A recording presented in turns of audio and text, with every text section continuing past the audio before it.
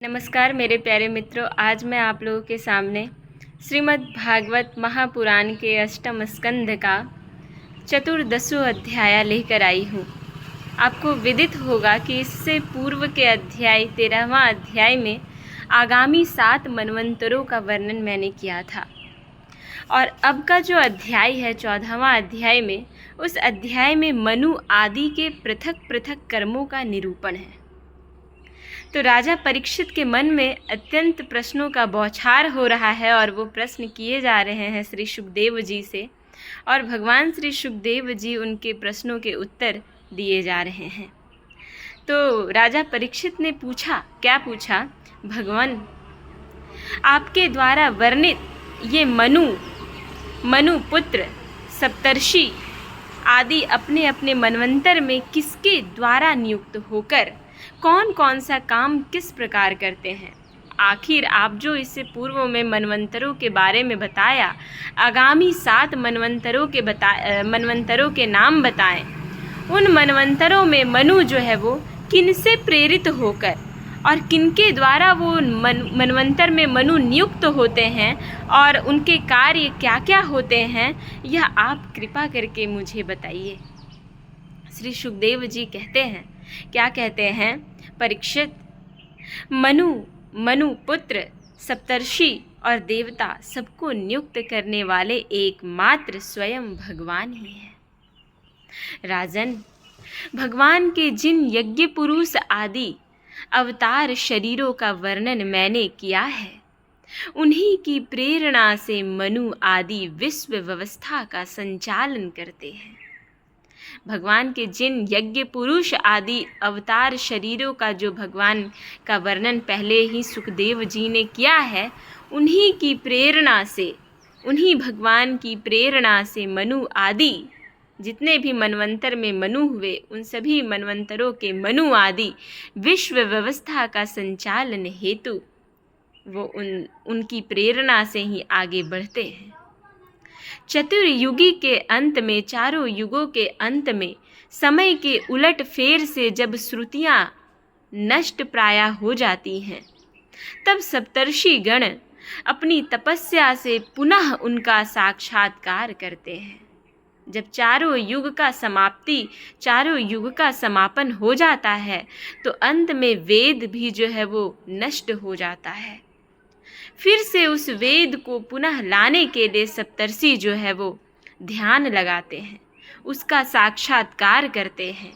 उन श्रुतियों से ही सनातन धर्म की रक्षा होती है। उन्हीं श्रुतियों के वजह से आज हम सब मनुष्य अनुशासन में जी रहे होते हैं। राजन, भगवान की प्रेरणा से अपने अपने मनवंतर में बड़ी सावधानी से सबके सब मनु पृथ्वी पर चारों चरण से परिपूर्ण धर्म का अनुष्ठान करवाते हैं। चारों चरण से परिपूर्ण करने का मतलब कि सत्य, ज्ञान इत्यादि अलग अलग मनवंतरों में जो है वो अलग अलग अलग अलग चरण हुए हैं, है ना।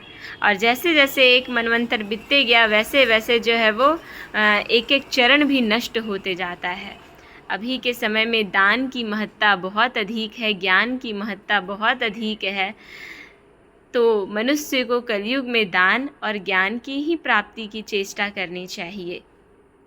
मनुपुत्र मनवंतर भर काल और देश दोनों का विभाग करके प्रजा पालन तथा धर्म पालन का कार्य करते हैं। पंच महायज्ञ आदि कर्मों में जिन ऋषि, पितर, भूत और मनुष्य आदि का संबंध है, उनके साथ देवता उस मनवंतर में यज्ञ का भाग स्वीकार करते हैं। इंद्र भगवान की दी हुई त्रिलोकी की अतुल संपत्ति का उपभोग और प्रजा का पालन करते हैं। संसार में यथेष्ट वर्षा करने का अधिकार, जो इस संसार में यथेष्ट जो वर्षा होती है वो करने का अधिकार सिर्फ और सिर्फ भगवान इंद्र को ही है ना। भगवान युग युग में सनक आदि सिद्धों का रूप धारण करने वाला है ना, सिद्धों के रूप धारण करके ज्ञान का विस्तार करते हैं। याज्ञवल आदि ऋषियों का रूप धारण करके कर्म का विस्तार करते हैं, कर्म की महत्ता बताते हैं और दत्तात्रेय आदि योगेश्वरों के रूप में योग का उपदेश देते हैं। वे मरीचि आदि प्रजापतियों के रूप में सृष्टि का विस्तार करते हैं। सम्राट के रूप में लुटेरों को मारते हैं, लुटेरों को सजा देते हैं और सम्राट के रूप में कोई और नहीं, साक्षात भगवान ही आते हैं और शीत उष्ण आदि विभिन्न गुणों को धारण करके काल रूप से सबको संहार की ओर ले जाते हैं। नाम और रूप की माया से प्राणियों की बुद्धि विमूढ़ हो जाती है, इसलिए वे अनेक प्रकार के दर्शन शास्त्रों के द्वारा महिमा से भगवान ही गाते हैं, परंतु उनके वास्तविक स्वरूप को कोई नहीं जान पाता है। परीक्षित, इस प्रकार मैंने तुम्हें महाकल्प और अवान्तर कल्प का परिमाण सुना दिया है। पुराण तत्व के विद्वानों ने प्रत्येक अवान्तर कल्प में 14 मनवंतर बतलाए हैं और वो 14 मनवंतरों के जो वर्णन थे उसको पूर्व के अध्याय में बताया गया और उन 14 मनवंतरों में मनु को कौन नियुक्त करता है, 14 मनवंतरों में अलग अलग मनवंतर में कौन मनु को किस मनवंतर में नियुक्त करना है, ये साक्षात भगवान का ही कर्म होता है और उन मनवंतरों में मनु के कौन कौन से कर्म होते हैं वे भगवान ही निर्धारित करते हैं।